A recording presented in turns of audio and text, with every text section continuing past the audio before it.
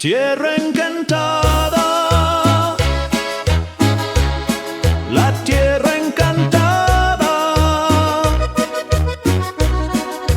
Tierra Encantada, la Tierra Encantada.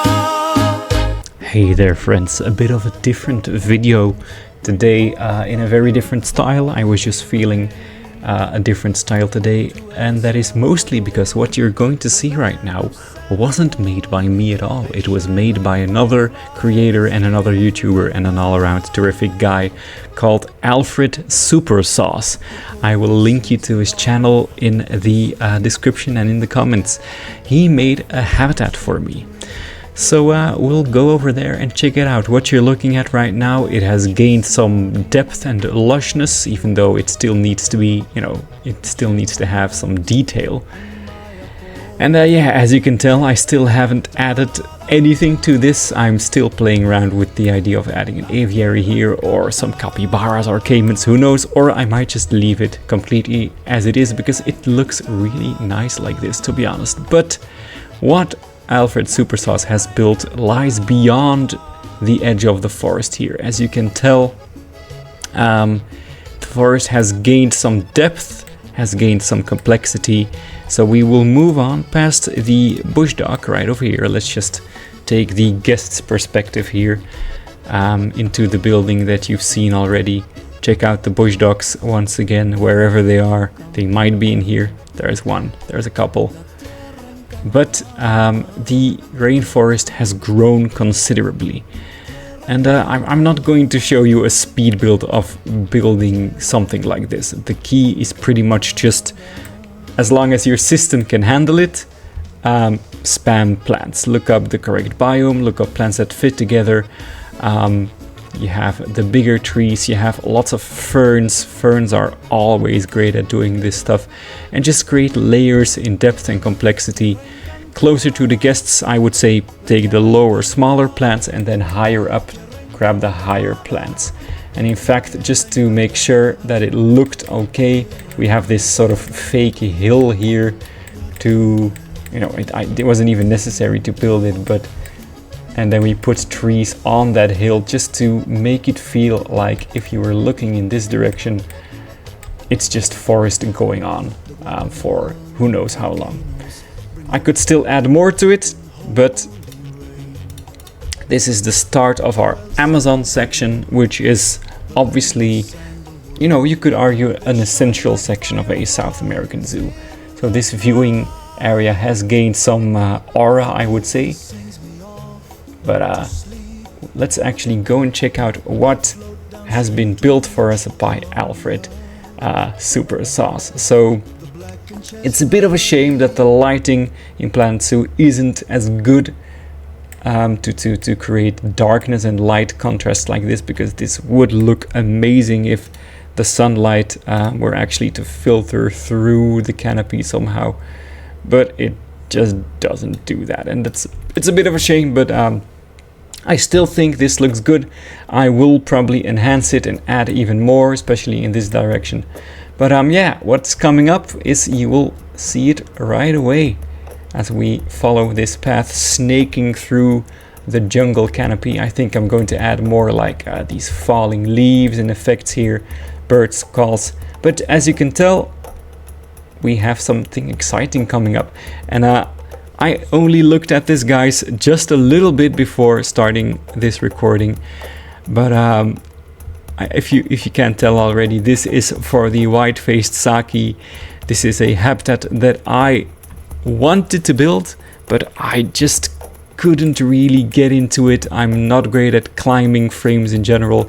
Building for monkeys is not my forte, so I pretty much gave a description and a request to AlfredSuperSauce, who was more than happy to oblige, and he built this wonderful, lovely, colorful and vibrant habitat. As you can tell, just looking at it, these poles with these cute little huts on them, overgrown, lovely detail here with the plants growing on it, and these awesome ropes connecting all of the huts. Everything that you're looking at is traversable. You have these cool tiki torches, the plants growing on top of it.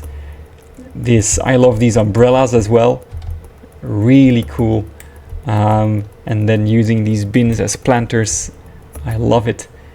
Kind of brilliant, something I never thought of before, but that's a brilliant touch.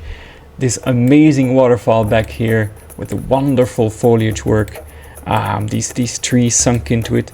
The more I look at this, the more I am so glad that I asked, because as you can see, we have the mossy rocks, but then those flower rocks submerged into them. It looks so good. This waterfall is gorgeous. We haven't looked at the best part yet, because I want to show everything to you. Look at this. I only just noticed it, but the face here in the rock, that is such a cool touch. That is so cool. I love that so much. That's a great touch. But looking at this, Alfred understood the assignment absolutely. I love this.